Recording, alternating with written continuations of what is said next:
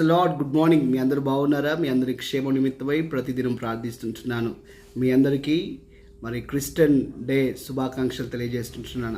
అదే సమయంలో ఈ దినం మన వాక్య ధ్యానాంశంలో నుంచి మనం మార్కు సువార్త మరి 31వ అధ్యాయం 13వ వచనం చూసినట్టయితే, నా మాటలు ఎన్నటికీ గతించవని క్రీస్తు ప్రభువు వారు సెలవిచ్చారు. భూమి ఆకాశం గతించడమేమో కానీ నా మాటలు గతించవని ఆయన సెలవిచ్చారు.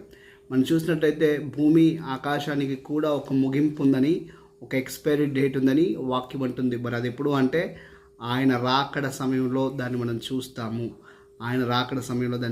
అయితే అంతకంటే ముందు మనం విశ్వసించాల్సింది ఏంటంటే, మనము మన ప్రభు కొరకు నిరీక్షిస్తున్నాం కాబట్టి ఆయన మాట మీద నమ్మకం పెట్టుకుని ఆయన మాట కొరకు బ్రతుకుతూ ఆయన మాట ప్రకారంగా చేస్తూ మనం వర్ధిల్లుతూ ఇతరులకు దీవెనకరంగా మిగులుదాం.